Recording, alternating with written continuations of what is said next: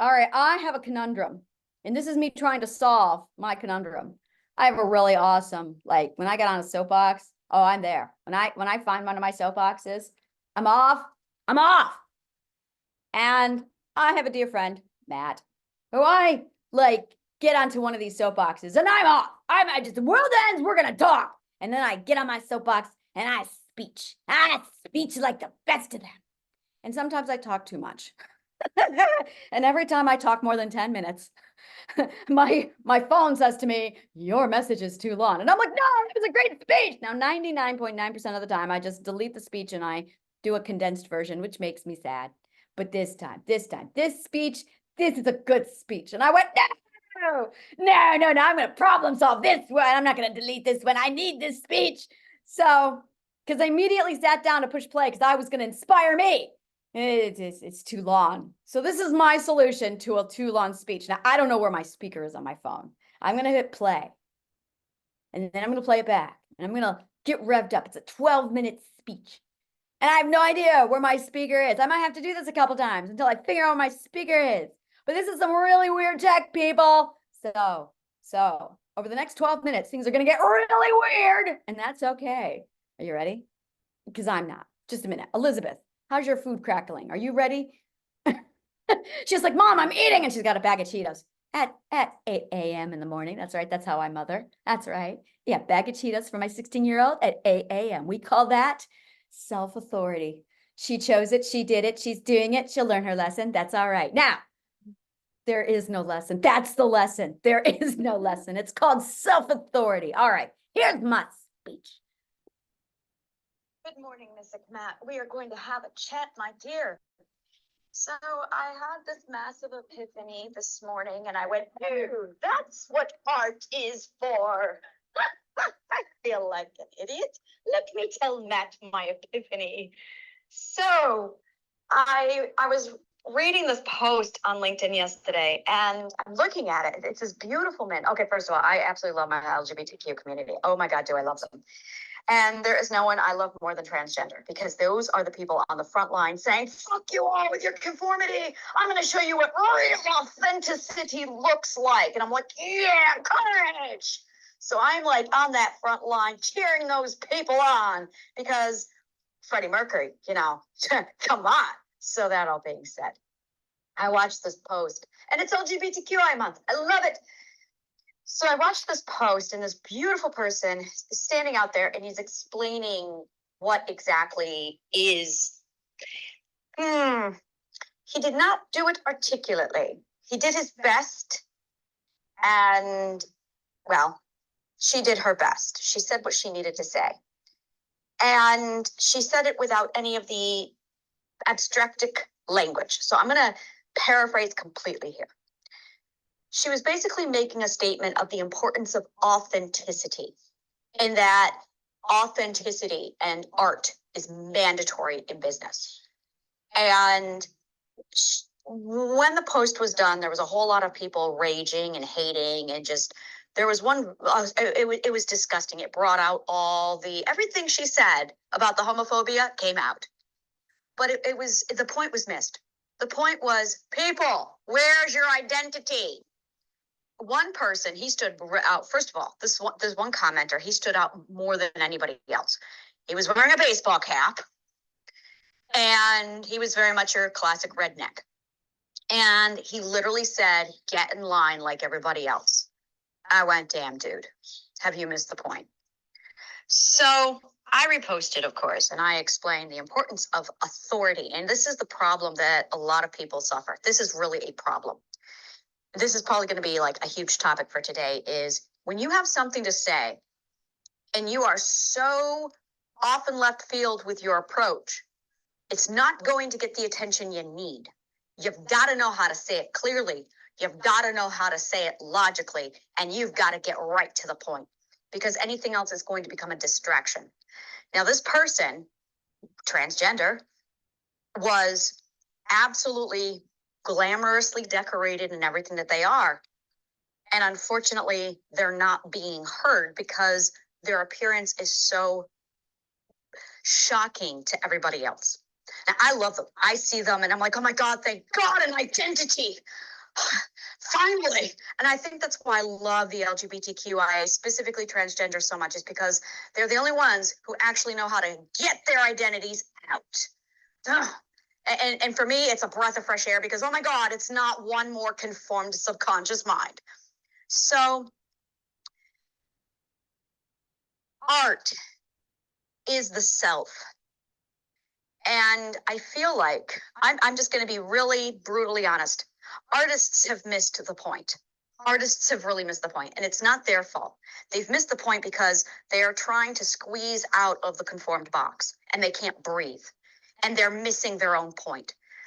And I have spoken to so many artists and they don't even know what they do. They don't even know what they're for. They just know that they've got to do what they have got to do. And they don't even understand why or how. They just know they've got to do it. And they're trying to find a place to belong in a world that doesn't want them. And I'm between artists, the ant and the grasshopper, and then this particular beautiful soul that I watched last night. You're all saying the same thing, but none of you are saying the point at all. So here's the point of comprehension.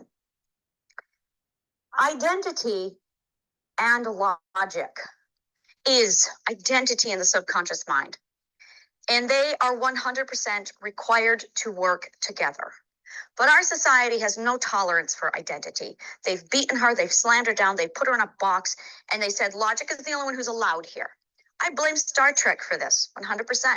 Because Star Trek with Spock really set this model. For years, we watched Spock and the doctor, Bones, argue over humanity versus logic. And everyone sided with Spock. And it's wrong. Spock is the most illogical character ever. Because the true humanity of human is logic. Emotions are so logical. And Spock was so illogical that he didn't even know this. So he bashes humans, tears them down, shames them for being logical. And I'm going to remind everybody that this is a personification of Gene Roddenberry, who was a human being. And that's been forgotten. That Spock is not real or logical. That Spock is an inconsistent, illogical inconsistency of the limitations of Gene Roddenberry, who felt himself that emotions are logical or illogical. I can't even say it anymore because it's so illogical for me to say it. And that has been forgotten. That Spock is not a Vulcan. Spock is a personification of a Vulcan told by a very real human being who was reflecting the concept of logic and humanity at that time. And he was wrong. And because he was wrong, we all have this warped sense of what is right and what is wrong. And if you're intelligent, every intelligent person, every intellect, every nerd, every scientist absolutely gravitated towards Spock. I am one of them. He became the role model for the intellect, the intelligent, the nerd, the scientist, the pioneer. He became the person that we all looked up to because he was so logical and he was wrong and it was fiction. It was not at all accurate. And the problem is we are now trying to force ourselves to be just like Spock by shutting all identity and all art away and throwing it away, and we have destroyed our humanity. And now those same people who grew up watching Star Trek, aspiring to be like this man that we all idolized, have forgotten that it's actually Gene Roddenberry behind that man. And Gene Roddenberry was fucking wrong. He absolutely did not understand humanity. So now we have an entire culture that is so gung-ho on just logic that it has destroyed our ethical humanity of who we are. And the artists don't even know what they're for. My daughter came to me this morning showing me the artwork that she loves. And she's like, I want to do this kind of artwork. And I love it. I don't know what it's called. I have no idea what kind of style it is. She doesn't know. We're just looking at this going, wow, I love it. So I said, you know what? And I had this feeling inside of me.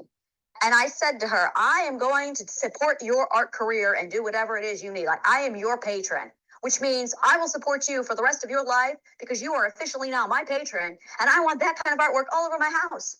I don't have to go out and buy my artwork. I've got my daughter. I would rather put her artwork and her education into her art so she can create the art that she wants for her happiness. Well, I get that kind of art in my house.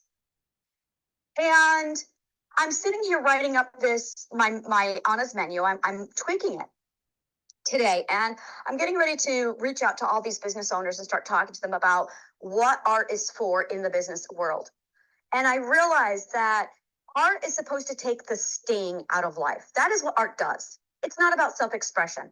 It's not, because I see people's art and it has nothing to do with their self-expression. It has to do with making me feel good because it takes the sting out of life, just like the ant and the grasshopper. The whole story was about taking the sting out of life, that when you remove art from life, life hurts. And that's all it is. It is not about self-expression. Not at all. Creation is about self-expression, and you don't need art for that. Now, you're going to argue that. I know you are. You're going to be like, but that is art, Anna. And that's the problem, is that we are so blocked into this concept of art that what is art is so totally missed. We don't know what art is. And it's not self-expression. Yes, it is. I got to think about this for a minute. Because what it really does is take that sting out of life. Because when you remove art, when you remove that part of the self, when you remove identity, identity's true name is art. And that's the problem. Art is a misnomer. It isn't art. It's identity. It is nurturing identity. And we have forgotten this. We have forgotten it so much that we have removed her name and replaced it with the word art. And now none of us know what art is. Art is identity, and we need to start calling her for what she is. Because that's what this is really about. That's why everything is fake, is because identity is gone. And that's what we're all screaming for, is to bring identity back. So when you're building a business and you're doing a cookie cutter, what you're doing is just copying all the Spock and all that logic over and over again. And it's painful. Every time, that's what it was. Last night when you said the word script, all I heard was, oh, so no more identity again. We're right back to that again. You got to follow a formula. Those formulas are great, but if you don't know how to tweak them with identity, they're garbage because they're no longer authentic.